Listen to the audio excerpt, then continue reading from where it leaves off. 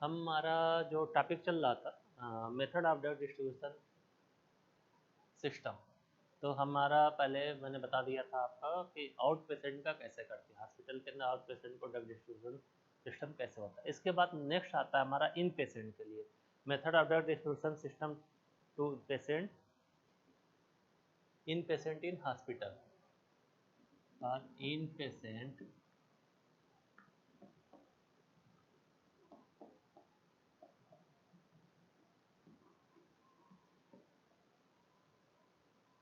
Hospital के अंदर जो पेशेंट एडमिट है उसको हमारा क्या क्या मेथड है ड्रग उनको डिस्ट्रीब्यूट करने का, कैसे कैसे ड्रग दिया जाता है, क्या प्रोसीजर फॉलो की जाती है। तो ये सारा चीज़ें हमारे है। तो सबसे पहले आता है जो फर्स्ट पॉइंट है इंडिविजुअल प्रिस्क्रिप्शन ऑर्डर सिस्टम। तो हम बात करें कि क्या होता है। पहला प्रोसीजर है individual prescription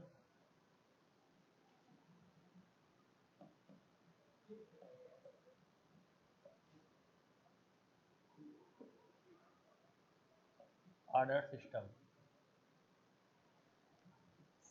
individual prescription order system में क्या होता है कि एक पेशेंट का उन्होंने प्रिस्क्रिप्शन लिया, पेशेंट का प्रिस्क्रिप्शन आता है वो हॉस्पिटल फार्मेसी को देते हैं और हॉस्पिटल फार्मेसी इंडिविजुअल पेशेंट के लिए उतना मटेरियल जो भी ड्रग की रिक्वायरमेंट है वो डिस्पेंस करता है और उनको वो प्रोडक्ट दे देता है। फिर वो जाने के बाद क्या होता है कि जो उनका बेड है, बेड के साइड में जो भी पेशेंट की ट्रॉली है ट्रॉली पे वो रख देते हैं और या तो जो भी नर्सिंग स्टाफ के पास डिटेल है नर्सिंग स्टाफ को हैंड ओवर कर दिया जाता है। दूसरा होता है floor stock ward stock system. Second की बात करें तो floor stock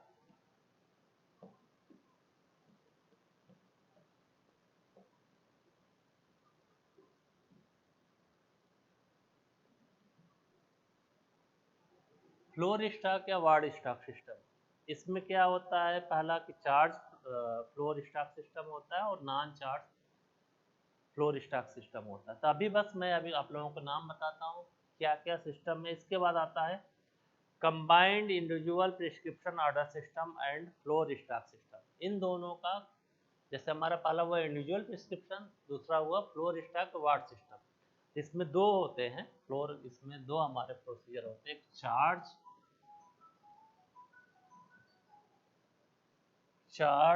floor stock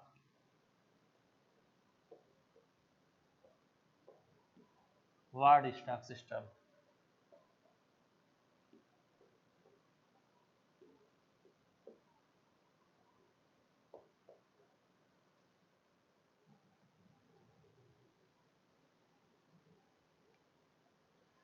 second होता है नॉन चार्ज।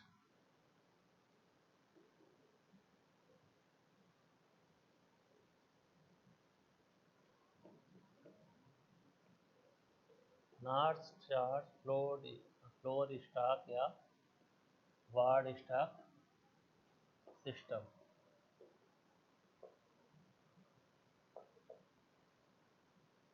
ये तो हमारे दो सिस्टम हो गए ड्रग डिस्ट्रीब्यूशन के।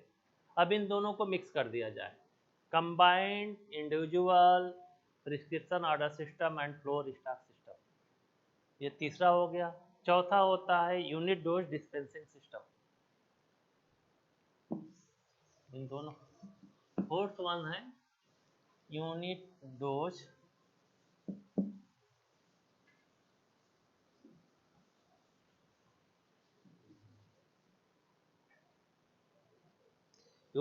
Dispensing system. और यूनिट डोज में क्या होता है कि हम दो तरह से होता है यूनिट डोज डिस्पेंसिंग सिस्टम। एक होता है centralise unit dose dispensing system, दूसरा होता है decentralise unit dose dispensing system. इसके बाद होता है फोर्थ हो गया, फिफ्थ होता है सेटेलाइट फार्मेसी और सिक्स होता है बेड साइड फार्मेसी। अगर हम थर्ड फोर्थ की बात करें, unit dose drug dispensing system.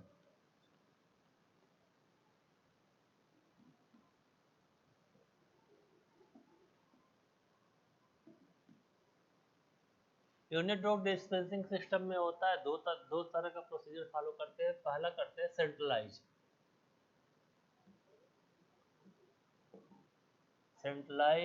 Unit drug dispensing system, UDDS centralized. दूसरा होता है डिसेंट्रलाइज।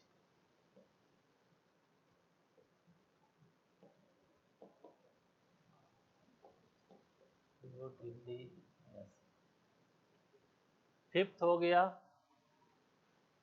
सैटेलाइट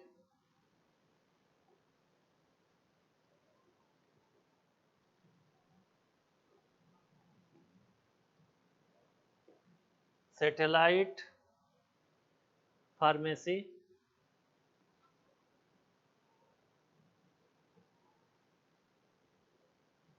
सिक्स्थ हो गया bed side pharmacy.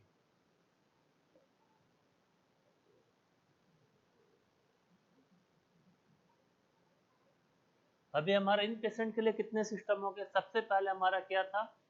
Individual prescription order system.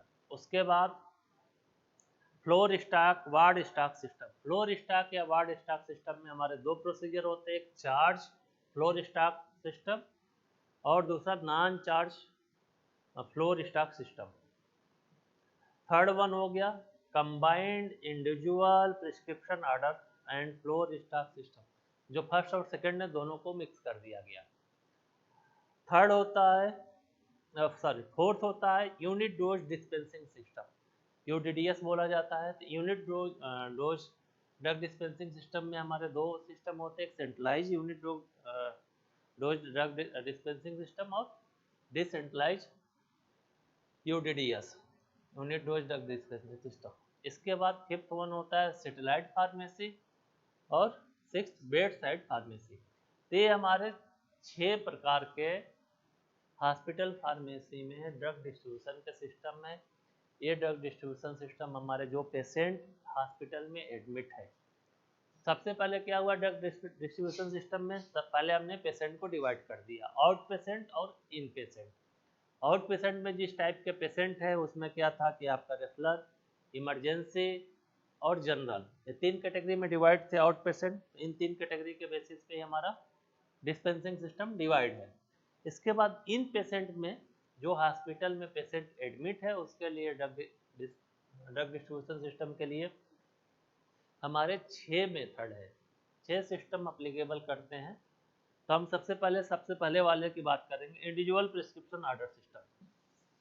जो हमारा पहला ड्रग डिस्ट्रीब्यूशन सिस्टम है इन पेशेंट के लिए वो है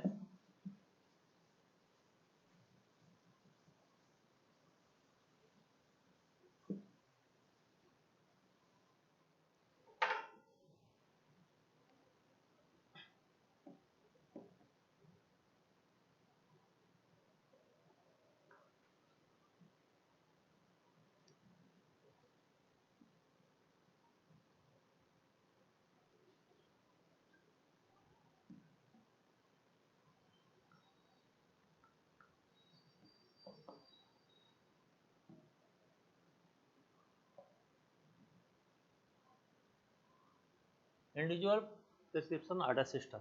इंडिविजुअल प्रिस्क्रिप्शन ऑर्डर सिस्टम में सबसे पहले क्या होता है कि जो ये प्रोसीजर है, ये प्रोसीजर जो स्मॉल हॉस्पिटल है, स्मॉल और प्राइवेट हॉस्पिटल है, वो ये सिस्टम अडॉप्ट करते हैं। इस सिस्टम में क्या होता है कि जो हॉस्पिटल फार्मेसी है, आप लोग भी हॉस्पिटल गए होंगे, सब लोग जाते हैं, तो जो भी हमारा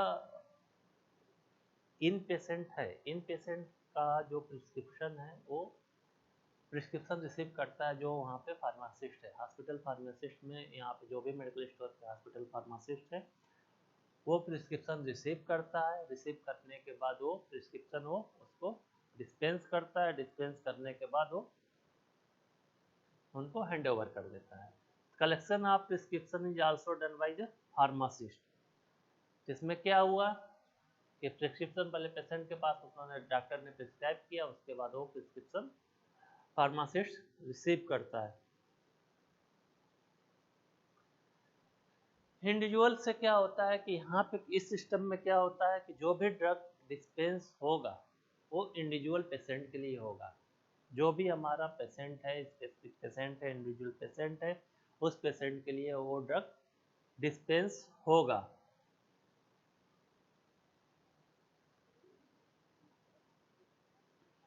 ये ड्रग डिस्पेंस होने के बाद क्या होता है, जो भी मेडिकेशन है, जो भी दवा है, वो क्या करते हैं, नर्सिंग ट्रॉली में जो भी क्या रहता है कि जो इन पेशेंट के बेड साइड में एक ट्रॉली रहता है, तो उस ट्रॉली पे वो हैंड ओवर कर दिया जाता है, उस पर रख दिया जाता है in the supervision of nursing staff, या तो जो भी नर्सिंग स्टेशन है, नर्सिंग स्टेशन पर नर्स को जो भी वहाँ पे इंचार्ज है उनको हैंड ओवर कर दिया जाता है। इसके बाद क्या होता है कि जब वो नर्स को हैंड ओवर किया जाता है तो जो फार्मासिस्ट है, फार्मासिस्ट एडवाइज करता है नर्स को कि कैसे आपको स्टोर करना है, proper storage, labelling, accounting of drug and unwanted effect produce by the drug. मतलब जो भी हमारा फार्मासिस्ट है वो पेशेंट को, हम आपको ऑब्जेक्टिव में बताया गया था कि फार्मासिस्ट यहाँ पे क्या वर्क करता है, ड्रग इंफॉर्मेशन सेंटर के लिए हॉस्पिटल फार्मेसी जो है वो वर्क करता है। तो जब पेशेंट के लिए वो ड्रग डिस्ट्रीब्यूट होगा तो उस फार्मासिस्ट नर्स को बताएगा क्या क्या, सबसे पहले बताएगा ड्रग का स्टोरेज, जो ड्रग इन पेशेंट के लिए डिस्पेंस करके दिया गया है, इंडिविजुअल पेशेंट के लिए डिस्पेंसिंग करके दिया गया, तो उसका कहाँ स्टोर करना है, क्या प्रॉपर स्टोरेज है, 2 to 8 पे स्टोर करना है, कूल एंड ड्राई प्रेस में करना है, वेब सनलाइट करना है, क्या स्टोरेज कंडीशन है, वो स्टोरेज कंडीशन उनको बताएगा। उसके बाद कैसे डोज देना है, कितना डोज देना है, उस ड्रग का एडवर्स इफेक्ट क्या है, अनवांटेड इफेक्ट क्या है, वो सारी इंफॉर्मेशन उस नर्स को वो डिलीवर करेगा।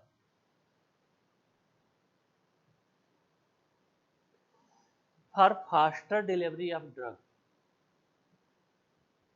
Commonly drug can be pre packed. आप लोगों को बताया था जब पहले भी कि प्री पैकेजिंग क्या होता है। प्री पैकेजिंग में क्या होता है कि स्पेसिफिक टाइप के अगर पेशेंट है, इन पेशेंट में जैसे हम लोगों का बताया था कि एग्जांपल दिया था मैटरनिटी वार्ड था ओटी के लिए, तो ओटी में हमारे जो भी पार्ट या इंस्ट्रूमेंट लगते हैं, सर्जिकल ब्लेड लगना, स्पेसिफिक जो इंजेक्शन लगना, तो फिक्स है, तो वो क्या करते हैं उतने पार्ट को प्री पैकेजिंग कर देते हैं कि हमारे 5 आइटम है, 5 आइटम को उसने पहले से ही डिस्पेंस करके रख दिया है, बॉक्स बना के उन्होंने रख दिया। तो ऐसे क्या करते हैं कि अगर हमारा फास्टर डिलीवरी चाहिए तो प्री पैकेजिंग कर दिया जाता है उस स्पेसिफिक ड्रग का। जो ये सिस्टम है, इस सिस्टम का एडवांटेज क्या है, सबसे पहला एडवांटेज जो होता है कि जो भी प्रिस्क्रिप्शन है वो रिसीव होता है हॉस्पिटल फार्मेसी द्वारा। तो जब रिसीव होगा, ड्रग का डिस्पेंसिंग होता, तो prescription is review by the pharmacist, पहला एडवांटेज हो गया। सेकेंड एडवांटेज होता है pharmacist can council the patient, drug related जो भी इंफॉर्मेशन है, जो भी एडवर्स रिएक्शन है या जो भी एक्टिविटी है कि क्या क्या हो सकता है ड्रग रिलेटेड, जो भी काउंसलिंग है वो काउंसलिंग हॉस्पिटल फार्मासिस्ट कर सकता है। थर्ड जो एडवांटेज है, in control over inventory is easy. मतलब ऐसा नहीं है कि हमने वार्ड में सेंट्रलाइज सिस्टम में क्या होता है कि ढेर सारा मेडिसिन वार्ड में डिस्पेंस करके इंडेंट में इशू कर दिया जाता है हॉस्पिटल में। तो क्या है कि अब यहाँ पे हॉस्पिटल फार्मेसी में भी स्टॉक हो गया। सपोज कि हम एग्जांपल लेते हैं नॉर्मल सेलाइन का, एनएस का, एनएस या डेक्स्ट्रो नॉर्मल सेलाइन समझो डीएनएस का। तो मान लो कोई सर्जिकल वार्ड है या जो भी इन पेशेंट है, उन्होंने हर वार्ड में उन्होंने 100 कंटेनर डिस्पेंस करके दे दिया। अब इनको नहीं पता चलता है हॉस्पिटल फार्मेसी में कि हमारे हॉस्पिटल में अभी कितने स्टॉक पेंडिंग, कितने स्टॉक बचे हैं, क्योंकि उनके पास रिकॉर्ड अभी नहीं, उन्होंने तो इशू कर दिया। मान लो कि उनके पास 2000 एनएस के कंटेनर रिसीव हुए 500 ml का, तो 2000 उन्होंने जब रिसीव किया तो उन्होंने 100 5 वार्ड में या 200 5 वार्ड में इशू कर दिया है। On the basis of demand issue कर दिया। तभी हॉस्पिटल फार्मेसी में कितने बचे हैं? 1000 बचे हैं। अब उनको नहीं पता है कि 3 दिन में या 4 दिन में कितने उनके एनएस हर वार्ड में यूज हो चुके हैं। इस वजह से जो भी हमारा इंडिविजुअल प्रिस्क्रिप्शन ऑर्डर सिस्टम है उसमें इन्वेंट्री कंट्रोल करना इजी होता है। उनको पता है कि हमारे हॉस्पिटल इंडिविजुअल पेशेंट को हमने इशू किया है, यूज हो गया, हमारे पास इतना स्टॉक बचा है। लेकिन जहाँ वार्ड में इशू करते हैं वहाँ पे ये डिसएडवांटेज हो जाता है कि जो कंट्रोल है, control over inventory is easy, वहाँ पे हमारा ईजी नहीं रहता है।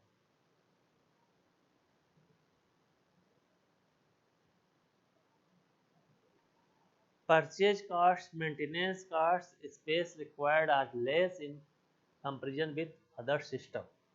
नेक्स्ट एडवांटेज इसका ये है कि जो भी हमारा स्पेस है, परचेजिंग कास्ट है, मेंटेनेंस कास्ट है, स्पेस रिक्वायरमेंट है, वो दूसरे जो भी सिस्टम हम आपको बताए थे उससे कम लगता है। क्योंकि हर जगह वार्ड में हम ड्रग स्टोर के लिए अलग अलग बनाएंगे कि हमारा अलग अलग सेल्फ देंगे, कैबिनेट देंगे, कहीं ड्रग का मिसयूज ना हो जाए तो कुछ प्रोडक्ट हमारे लॉक एंड की में आएंगे। तो हर वार्ड में हमको उसके लिए स्पेसिफिक स्पेस बनाना पड़ेगा। इसमें क्या होगा कि हमारा एक ही जगह मटेरियल सारा स्टोर हो जाएगा। नेक्स्ट पॉइंट है maintenance of record is easy and paper work is maintain.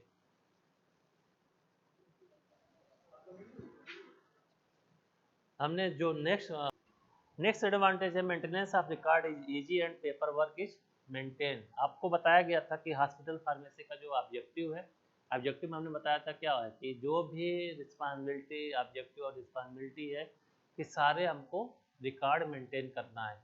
कितना हमारे पास प्रोडक्ट आया, हमने कितना इशू कर दिया, कौन से पेशेंट को इशू किया था, एनआरएक्स प्रोडक्ट की डिटेल क्या है, तो इन सारे चीज़ों के लिए रिक्वायरमेंट होती है। तो हमारा जो पेपर रिकॉर्ड है वो इजी हो जाता है।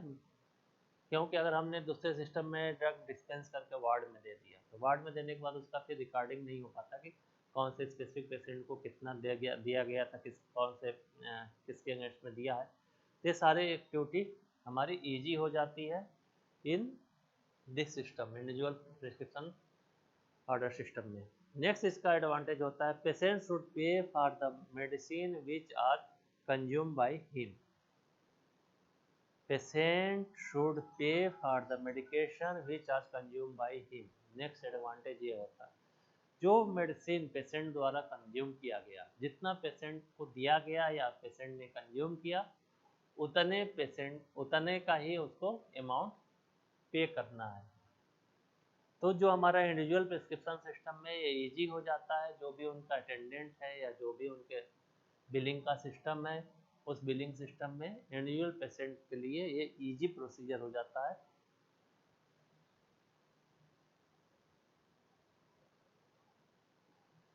नेक्स्ट एडवांटेज होता है adjustment of cost of prescription is possible by the considering commercial condition of the patient.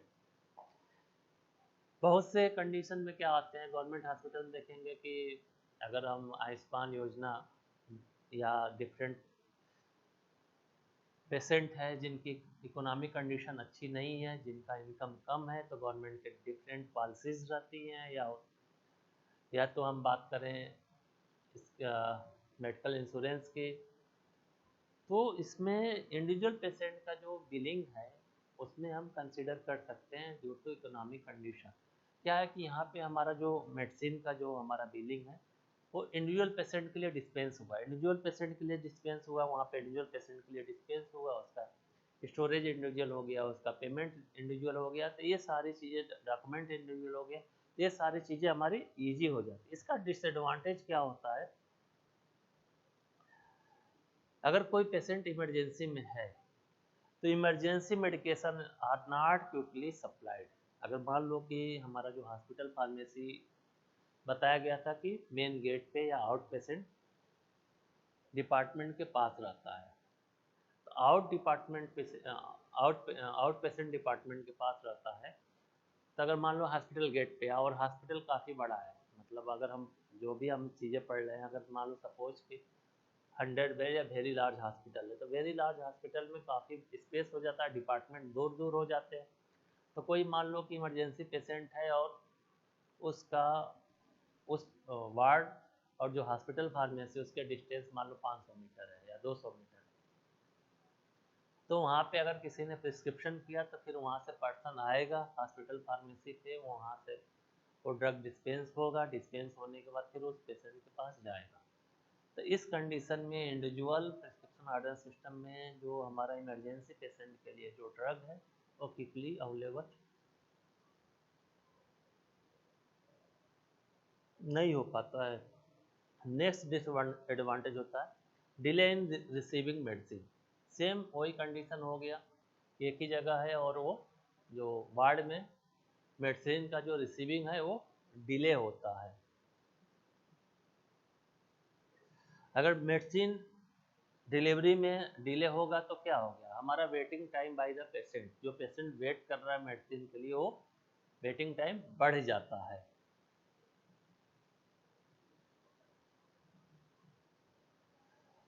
इसके लिए क्या होता है कि नेक्स्ट डिसएडवांटेज होता है जो प्री पैकेजिंग है। प्री पैकेजिंग की ज़रूरत हमको ज़्यादा पड़ेगी।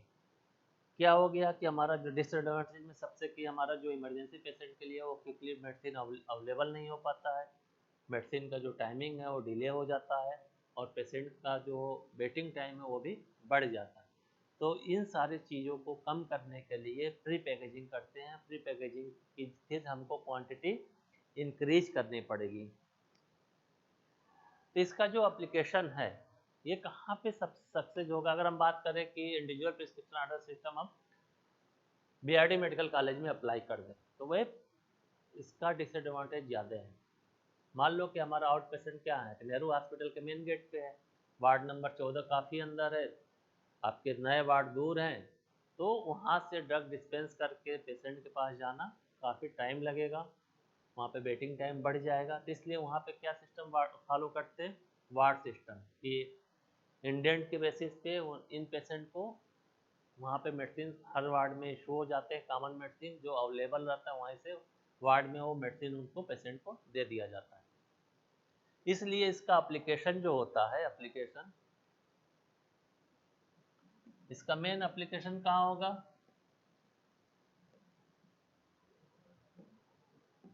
ये यूजफुल होता है, useful in small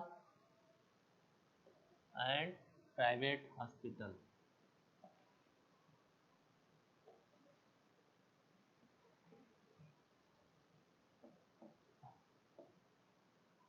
individual prescription order system कहाँ पे सबसे ज़्यादा सक्सेस होता है, जो छोटे हॉस्पिटल और प्राइवेट हॉस्पिटल हैं। जो बड़े हॉस्पिटल और गवर्नमेंट हॉस्पिटल हैं वहाँ पे हमारा individual prescription order system success नहीं होता, वहाँ पे डिसएडवांटेज ज़्यादा हैं, इसलिए वहाँ पे डिफरेंट सिस्टम फॉलो किए जाते हैं। नेक्स्ट था हमने नेक्स्ट जो प्रोसेस है वो फ्लोर स्टॉक सिस्टम।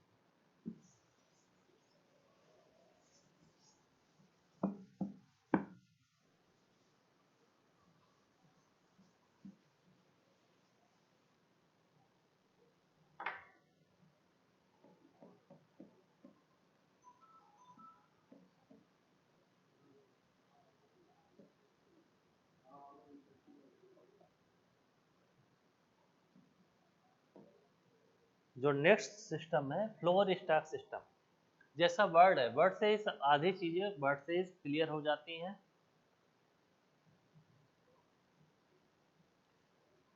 फ्लोर मतलब जहाँ पे भी हमारा जो ड्रग का स्टोरेज है फ्लोर वाइज या वार्ड वाइज डिस्ट्रीब्यूट कर दिया जाता है। It is the system where drug are store at each floor or near to the ward at nursing station. हर वार्ड में नर्सिंग स्टेशन होता है, उस नर्सिंग स्टेशन के पास या फ्लोर पे मेडिसिन स्टोर कर दिया जाता है, वहाँ उसको बोलते हैं फ्लोर स्टॉक सिस्टम।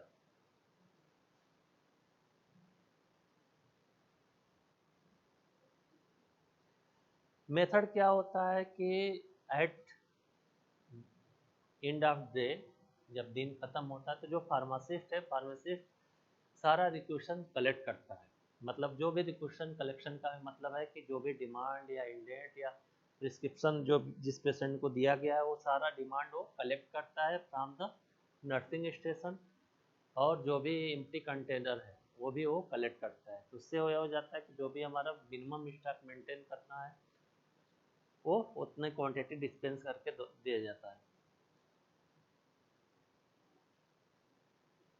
ये कलेक्ट करने के बाद क्या होता है कि आफ्टर कलेक्शन, मान लो कि हम एग्जांपल लेते हैं कि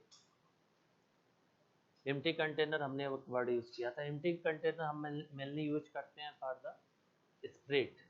मान लो कि हर वार्ड में फार्मासिस्ट गया, वहाँ से उनसे कलेक्ट किया, प्रिस्क्रिप्शन भी कलेक्ट करता है, जो एम्प्टी कंटेनर है जो डिस्पेंस करने एम्प्टी कंटेनर कलेक्ट करता है, वो सारा कलेक्ट करने के बाद वो सारी चीज़ें डिस्पेंस होने के बाद नेक्स्ट मॉर्निंग में वो सारे फ्लोर और वार्ड में वो दे दिया जाता है।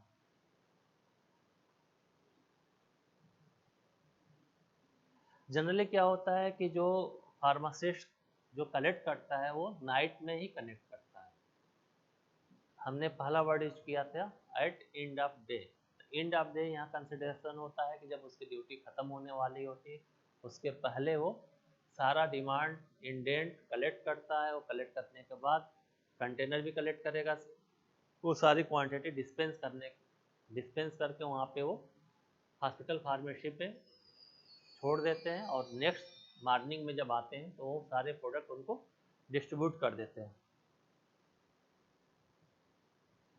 ये सिस्टम सप्ताह में 2 से 3 बार फॉलो किया जाता है। ऐसा नहीं है कि डेली हो गए और डेली डिस्पेंस कर रहे हैं। तो जो मिनिमम स्टॉक है वो उनको कलेक्ट करते हैं फॉर द 2 to 3 डेज। मान लो कि हमारे ऑन एवरेज 10 बॉटल एनएस के सर्जिकल वार्ड में डेली खत्म होते हैं, तो क्या करेगा कि ऑन एवरेज वहाँ पे 30 वाटर वो स्टोर कर देगा, या 35 बोतल सर्जिकल वार्ड में उन्होंने एनएस का दे दिया। उसके बाद क्या होगा कि 2 या 3 दिन के बाद जाएंगे, देखेंगे कि हमारा कितना यूज हो गया। उसमें सपोज कि उसमें से 20 या 25 एनएस के कंटेनर यूज हो चुके हैं, तो क्या करेगा फिर वो उस वार्ड से डिमांड लेगा, इंडेंट आएगा नर्सिंग स्टेशन से, हमारे पास इतना स्टॉक बच्चा हमको चाहिए, तो 20 या 25 बाटल वो फिर से डिस्पेंस करके उस वार्ड में वो प्रोडक्ट डिस्ट्रीब्यूट कर देंगे। ये प्रोसीजर होता है फ्लोर स्टॉक सिस्टम का। इसके बाद हमारा फ्लोर स्टॉक सिस्टम में type of floor stock system, ये हम नेक्स्ट वीडियो में आपको क्लियर करेंगे।